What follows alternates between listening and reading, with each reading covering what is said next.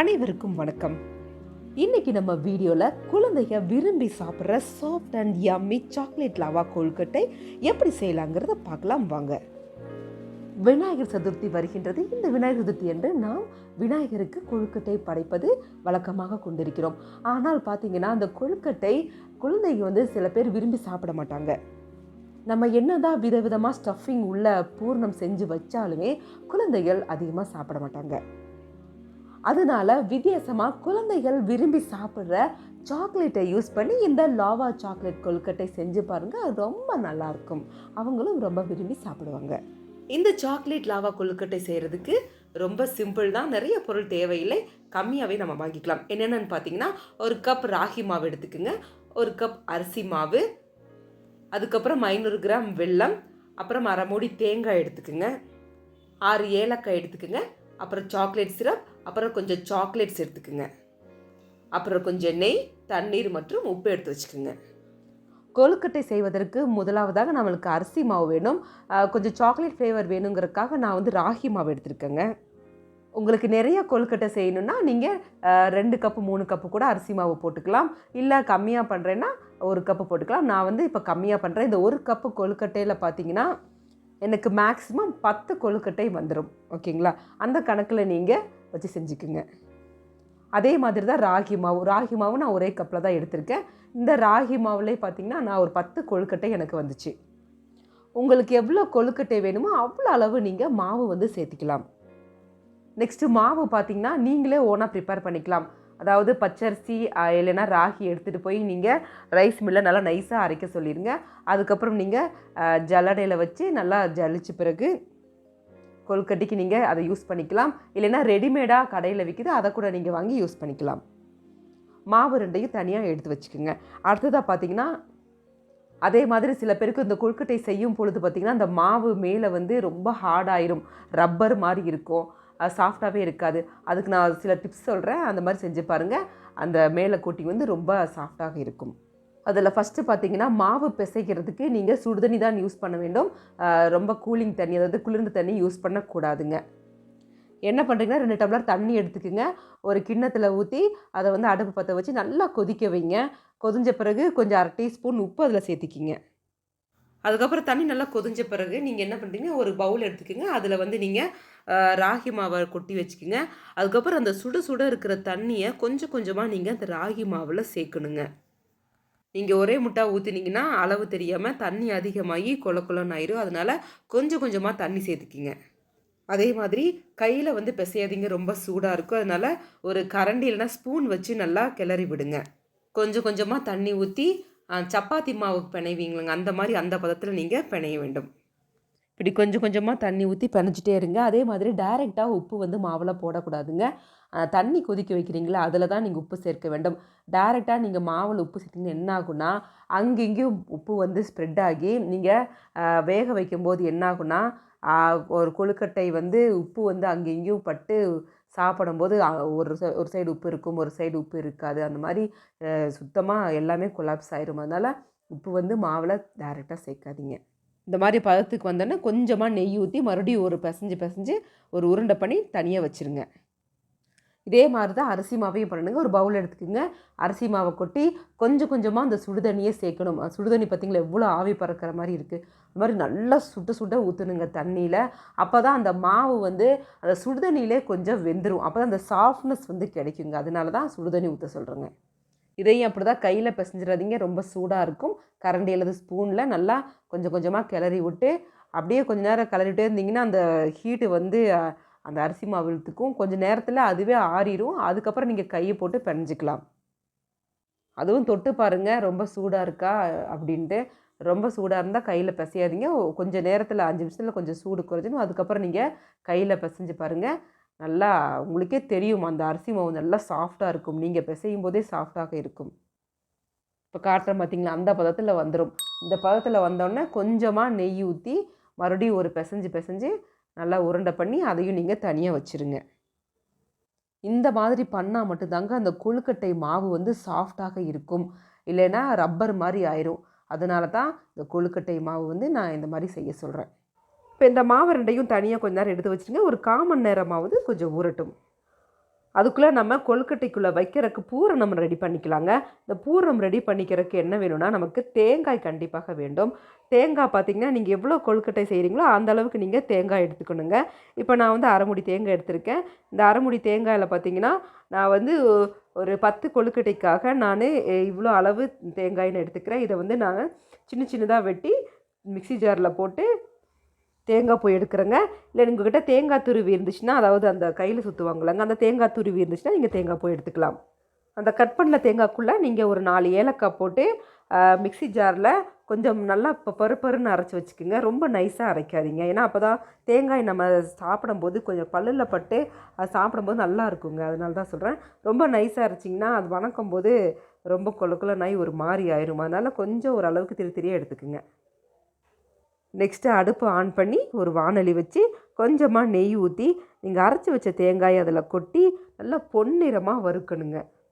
அந்த தேங்காய் நீங்கள் நெய்யில் வணக்கும் பொழுதே அவ்வளோ ஒரு வாசனை, அவ்வளோ வீடே மணக்குங்க. அந்த அளவுக்கு வாசனை சூப்பராக இருக்கும். இந்த மாதிரி நல்லா வறுத்துட்டே இருங்க. அதாவது அந்த ப்ரௌன் கலர் நீங்கள் வறுத்தாதான் அந்த ஸ்டஃபிங் வந்து சீக்கிரம் கெட்டு போகாது. நீங்கள் மிச்சமானால் கூட அதை எடுத்து வச்சு நீங்கள் 2 நாள் 3 நாள் கூட யூஸ் பண்ணிக்கலாம். ஃப்ரிட்ஜில் வச்சு 1 வாரம் கூட நீங்கள் யூஸ் பண்ணிக்கலாம். இல்லை தேங்காய் பருப்பி பண்ணிக்கலாம். அதனால தான் சொல்கிறேன், நல்லா பொன்னிறமாக வறுத்து எடுத்துக்குங்க. இப்போ தேங்காய் வந்து பொன்னிறமான பிறகு, அதாவது ப்ரௌன் கலரில் ஆன பிறகு என்ன பண்ணிட்டிங்கன்னா, வெல்லம் எடுக்க சொல்லியிருந்தேங்க. அந்த 1 கப் வெல்லத்தை எடுத்து அந்த தேங்காய்க்குள்ளே போடுங்க. தேங்காய்க்குள்ளே போட்டு நல்லா கலக்கி விடுங்க. கலக்கி விட்ட பிறகு கொஞ்சமாக சுடுதண்ணி, அதாவது ஒரு 1/4 டம்ளர் சுடுதண்ணி ஊற்றுங்க. அதுக்குள்ளே ஊற்றின பிறகு அதையும் கொஞ்சம் நல்லா வணக்கி விடுங்க. ஏன்னா அப்போ தான் வந்து அந்த வெல்லம் வந்து கரைஞ்சி கொஞ்சம் கேரமல் பதத்துக்கு வரும். அதனால் நிறைய தண்ணி ஊற்றுனீங்கன்னா ரொம்ப நேரம் எடுத்துக்கும். அதனால் கொஞ்சம் 1/4 டம்ளர் தண்ணி ஊற்றினா போதுங்க. இப்போ எந்த பதத்தில் எடுக்கணும்னா, இப்போ வெல்லம் வந்து பார்த்திங்கன்னா நல்லா கரைஞ்சி இந்த மாதிரி பபுள்ஸ் வர ஆரம்பிச்சிருச்சு. அப்போ என்னென்னா, தேங்காயும் வெல்லமும் நல்லா மிக்ஸ் ஆகிருச்சு. இப்போ நான் காட்டுறேன் பார்த்தீங்களா, இந்த பதம் தான் கரெக்டான கேரமல் பதம். நீங்கள் வந்து பூரணம் வந்து ரொம்ப தண்ணியும் எடுக்கக்கூடாதுங்க. ஏன்னா கொழுக்கட்டைக்குள்ளே வச்சிங்கன்னா அது வந்து ரொம்ப தண்ணியாகி கொலன்னு ஆயிரும். அதனால் கொஞ்சம் கேரமல், அதாவது கெட்டியான பதத்திலேயே எடுங்க. இப்போ இந்த பதத்துக்கு வந்த பிறகு நீங்கள் கீழே இறக்கி வச்சுருங்க. அதை பிறகு என்ன பண்ணுறீங்கன்னா, நீங்கள் அந்த சாக்லேட் சிரப்பு இருக்குல்லங்க, அதை வந்து நீங்கள் கொஞ்சம் மேலாப்பில் ஊற்றி அதுக்குள்ளே கலக்கி விடுங்க. ஏன்னா அப்போ தான் அந்த சாக்லேட் ஃப்ளேவர் வந்து உங்களுக்கு கிடைக்கும். அதனால சாக்லேட் சிரப் யூஸ் பண்ணுறேன். இந்த மாதிரி நல்லா சாக்லேட் சிரப் ஊற்றி நல்லா கலக்கி விடுங்க. இது நல்ல ஒரு பதம், அதாவது நீங்கள் கையில் எடுத்தாலே அது வந்து நல்லா ஒட்டுற மாதிரி இருக்கும். பார்த்திங்கனாலே தெரியும். இப்போ நான் காட்டுற பாருங்கள், இந்த பதம் தான் வந்து நல்ல பதம். அப்போ தான் உள்ளே கொழுக்கட்டைக்குள்ளே வச்சு எடுத்திங்கன்னா அது உள்ளே வந்து வெந்து நீங்கள் பிரித்து சாப்பிடும் பொழுது அவ்வளோ ஒரு அருமையாக இருக்கும். அதான் இந்த பதம் எடுக்க சொன்னாங்க. அதுக்கப்புறமா சாக்லேட் எடுத்துக்குங்க. அந்த சாக்லேட் என்ன பண்ணுறீங்கன்னா, சின்ன சின்ன பீஸாக இப்போ நான் கட் பண்ணியிருக்கேங்க, அந்த மாதிரி சின்ன சின்ன பீஸாக பிச்சு வச்சுக்குங்க. நெக்ஸ்ட்டு அந்த பூரணை வச்சு கொழுக்கட்டை தயார் பண்ணலாங்க. அதுக்கு என்னென்னா, நீங்கள் ஊற வச்சுருந்த அந்த ராகி மாவையும் அரிசி மாவையும் எடுத்து வச்சுக்கோங்க. அந்த ராகி மாவை ஃபஸ்ட்டு நான் பண்ணுறேன். அந்த ராகி மாவை சின்ன சின்ன உருண்டையாக எடுத்துக்கோங்க. அதை வந்து கையில் வந்து கொஞ்சம் எண்ணெய் தடவி அதை தட்டி வச்சுக்கோங்க. அதுக்கப்புறம் இந்த தேங்காய் இருக்குல்லங்க, அந்த தேங்காய் பூரணத்தை கொஞ்சம் உள்ளே வச்சு அதுக்குள்ளே இந்த சாக்லேட்டையும் உள்ளே வச்சு நல்லா நல்லா மடித்து அழகாக உருண்டை பண்ணுங்கள். இப்போ நான் பண்ணுறேன் பார்த்திங்களா, அந்த மாதிரி பண்ணுங்கள். தண்ணீர் கரெக்டாக ஊற்றி மாவு கரெக்டான பதத்தில் வந்துச்சுன்னா உங்கள் கையில் ஒட்டாதுங்க, சூப்பராக வரும். ஒருவேளை உங்கள் கையில் ஒட்டிருந்துச்சுன்னா நீங்கள் தண்ணி அதிகமாக ஊற்றிருக்கீங்கன்னு அர்த்தம்.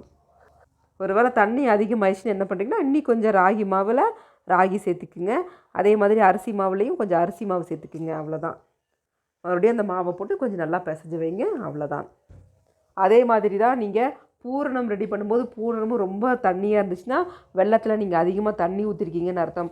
அதனால் என்ன பண்ணுறீங்கன்னா, கொஞ்சம் தண்ணியை வெளியே எடுத்து வச்சுட்டு இன்னி கொஞ்சம் வெல்லம் சேர்த்து நல்லா கெட்டியாகிற அளவுக்கு செஞ்சு பாருங்கள். கரெக்டான பதத்தில் பூரணம் ரெடி ஆயிரும்.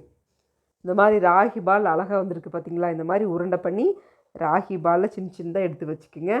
அப்போ தான் அந்த விரிசல் இல்லாமல் இருக்கணும். அதனால தான் கொஞ்சம் மேலாப்பில் லைட்டாக எண்ணெய் தடவை நெய் தடவை சொல்கிறேன்.